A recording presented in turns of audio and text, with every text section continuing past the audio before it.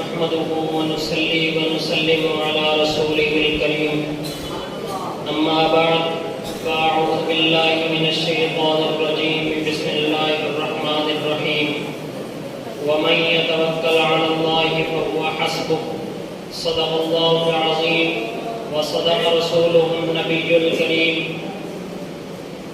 إن الله وملائكته يصلون على النبي يا أيها الذين آمنوا صلوا عليه وسلموا تسليما.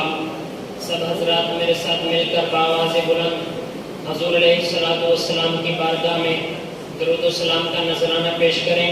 الصلاۃ والسلام علیک یا سیدی یا رسول اللہ، الصلاۃ والسلام علیک یا سیدی یا حبیب اللہ، الصلاۃ والسلام علیک یا سیدی یا رحمۃ للعالمین وعلى آلك واصحابك یا سیدی یا محمد رسول اللہ صلی اللہ علیہ وآلہ واصحابہ وسلم.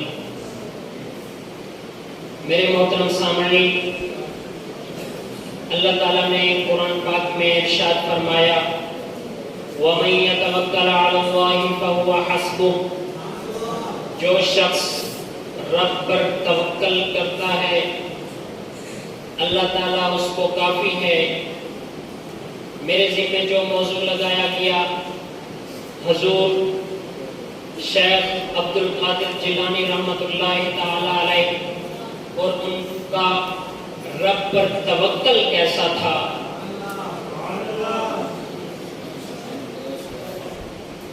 علامہ محمد بن یحییٰ حلبی بیان کرتے ہیں،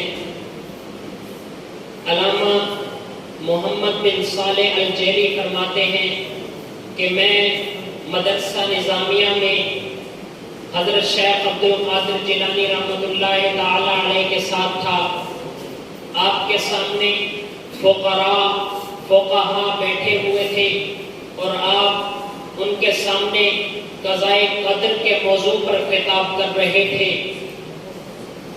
جب خطاب کر رہے تھے اچانک چھت سے ایک بہت بڑا سانپ نیچے گرا، جس کو دیکھ کر سامنے جتنے فقہا بیٹھے ہوئے تھے سب بھاگ گئے. آپ نے اپنا خطاب ترک نہیں کیا، منقطع نہیں کیا، اپنے خطاب کو جاری رکھا.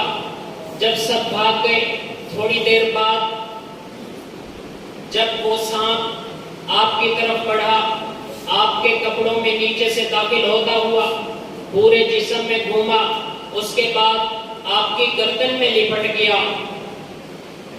اس کے بعد تھوڑی دیر بعد جب نیچے اترا اپنی دم پر کھڑا ہوا اور کچھ اس نے الفاظ کہے اور آپ نے اس کو جواب دیا. اس کے بعد سانپ چلا گیا. تھوڑی دیر بعد جب فقراء اور فقہا واپس آئے انہوں نے کہا حضرت سانپ آپ سے کیا کہہ رہا تھا؟ آپ نے فرمایا سانپ نے مجھ سے کہا کہ میں نے بہت سے اولیاء اللہ کو گمراہ کیا، بہت سے اولیاء اللہ کو ڈرایا ہے، لیکن آپ جیسا استقامت والا نہیں پایا. اللہ تعالیٰ نے اپنے قرآن پاک میں ارشاد فرما دیا وَمَن يَتَوَكَّلْ عَلَى اللَّهِ فَهُوَ حَسْبُهُ. جو بندہ رب پر مکمل طور پر توکل کر کے کوئی کام شروع کرتا ہے تو اللہ تعالیٰ اس کو دنیا کی مصیبتوں سے بے پرواہ کر دیتا ہے. اور آپ نے پھر اس سانپ کو کہا کہ جب تو چھت سے نیچے گرا تھا اس وقت مجھے پتہ چل گیا تھا کہ تجھے یہاں پر لانے والی تقدیر ہے اور تجھ کے اندر حرکت دینے والی بھی تقدیر ہے اور تقدیر سے کوئی شخص بھاگ نہیں سکتا. اور میں قضاء قدر کے موضوع پر ہی خطاب کر رہا تھا. اگر میں ادھر ادھر ہوتا تو میرا قول میرے فعل کے خلاف جاتا. اور سانپ نے بھی کہا کہ آپ جیسا استقامت والا نہیں پایا. بہت سے اولیاء اللہ کو ڈرایا، کسی کا ظاہر ڈر گیا، کسی کا باطن ڈر گیا، اور آپ اندر سے بھی ویسے تھے اور باہر سے بھی ویسے تھے استقامت والے. کیونکہ قرآن پاک میں ارشاد فرما دیا اور وَمَن يَتَوَكَّلْ عَلَى اللَّهِ فَهُوَ حَسْبُهُ. جو بندہ رب پر بھرپور توکل کر کے کھڑا ہوتا ہے کسی کام کو شروع کرتا ہے تو اللہ تعالیٰ اس کی دنیا کی مصیبتوں سے بے پرواہ کر دیتا ہے.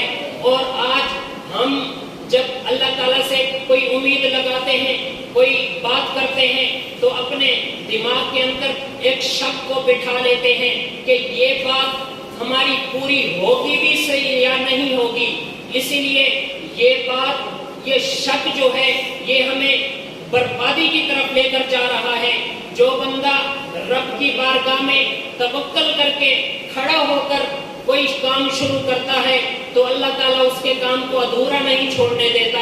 یہ جو شک ہے، یہ ہمارے اندر جو نفس ہے، جس شیطان کو ہم نے اپنے اندر پالا ہوا ہے، یہ شیطان ہمیں شک کی طرف لے کر جاتا ہے، بربادی کی طرف لے. ایک شاعر نے کیا خوب کہا کہ ایسا نہیں کہ نفس کا